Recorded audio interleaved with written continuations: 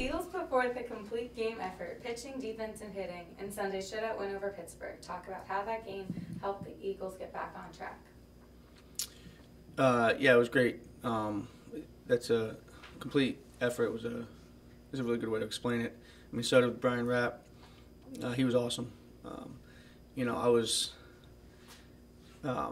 didn't want to take him out of the game, and I'm very conscious of make sure we take care of these guys' arms, and he'll be the first one to admit he, as dominant as he was, not allowing a hit until 6 2/3 in. He hit a bunch of deep counts. He walked a couple guys, so he was at a higher pitch count than I would have really liked. You're not gonna take a guy with a no hitter going, and then there in the seventh, with 2 outs, he walked a guy and then gave up a hit. We had that spot where it was first and third and 2 outs, and he was exhausted, and he was at a higher pitch count than I really would have liked, to be frank. And I went out there to get him, and we had Thomas Lane loose, and I got there, and he looked at me, he goes, let me get this guy. Let me finish this inning. And as I'm getting there, Gian said he got it, and Jake Lou says he's got it, and the whole infield's like he's got this one. So I wasn't comfortable with the number of pitches, but when your guys, and Brian Rapp's earned that, he's funny, he looked at me, he's like, I've thrown too many already, give me one more batter. So I walked off the mound and let him get it, and unfortunately he didn't get the next guy, he walked the guy, but Thomas Lane came in and closed that inning out, and then it was great the rest of the way. And offensively, we did a lot of really good things. We situationally hit, we bunted, we stole bases, we ran the bases well. So going back to your question, a complete game effort was a good way to describe it. And we hadn't done that in a while, to be frank. There's days we pitched it and haven't hit it, the days that we've hit it and haven't pitched it. And for what I believe can be a really good defensive team, our defense has somewhat been sporadic, which is not who we are. So it was good to see that. And the other thing I think that was awesome to see is we're starting to see Gian play, act, lead, swing it the way we all believe he can.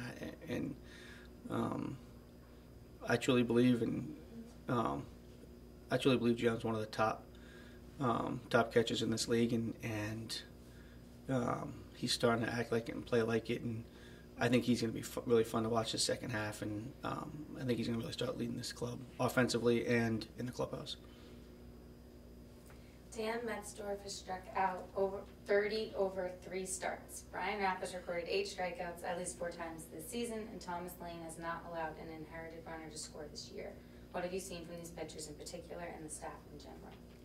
Yeah, those guys are doing a great job, and Bear has been great all year as well. And he got a little funky for him on Friday, but I know he's gonna have a great bounce back start this week. And there's other guys in there who've been throwing it well. Nelly's been throwing it great, and Gilly's been throwing it great, and Strom's really starting to come on. So I said it a couple weeks ago when there were some times that we as a club weren't pitching it great, and I kept talking about the guys are here, the arms are here, we'll be fine. And you're starting to see it. They're all starting to come together. Mets, going back to when he was in high school, I said I thought he had a chance to be a legitimate frontline ACC starter, and he's showing that now. And I think he's actually finally starting to realize how good he can be. And the more success he has, the hungrier he gets for it, and the more focused and harder he's working. And he's got a chance to be special. Boston College is officially opening and naming the Brighton Athletic Village on Saturday. You've touched on it before, but what does this facility mean to the program and its future? What do you expect to see on Saturday? What does it mean for the program? I mean, it just shows, and it's taken a lot to get us here, and it shows there's such a commitment in and around this program from our former players, alumni, donors, within the university, all the way up to the president's office.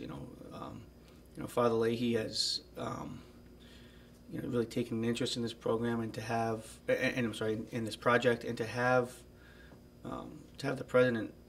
Everybody knows he's a baseball fan, even though it's a Cardinals fan and not a Red Sox fan. But not everybody's perfect. But to have the president, care so much about a project. It just means a lot. It means a lot to these boys. It means a lot to all of our former players. And it's you can't really. There's really no sufficient way to thank Father Leahy for helping get this project done, as well as all the other people along the way. Like I said, the donors, the alumni. And what does it mean for the program going forward? No matter what success this program had, no matter what was going on, no matter what the good things were going on, the first thing that was always talked about was the facility, the field, the parking lot, right? Whatever that people wanted to say about it. And bringing recruits on, bringing parents on, bringing anybody onto our field was always, you always kind of had to apologize for it. And no matter how much we were winning, how many first-round picks came out of here, you sort of had that hanging over. And now we've already had recruits come out to the field and parents come out to the field, and there's just a different look, a different feeling. You're going to see it with recruiting. You're going to see it with our player development. You're going to see there's going to be some really fun, special things going on here in the next 5 to 7 years as we really get moving into this place. BC is hosting Wake Forest this weekend. The Demon Deacons are known as a power-hitting team. What can we expect this weekend against the Deacons? Yeah, they're a quality club. They have been have had the reputation the last couple of years as a team that can hit for some power, but they can pitch it too. And that's not to say that they're not good at other facets of the game. And I have a lot of respect for Tommy Walter. I mean, Tommy has really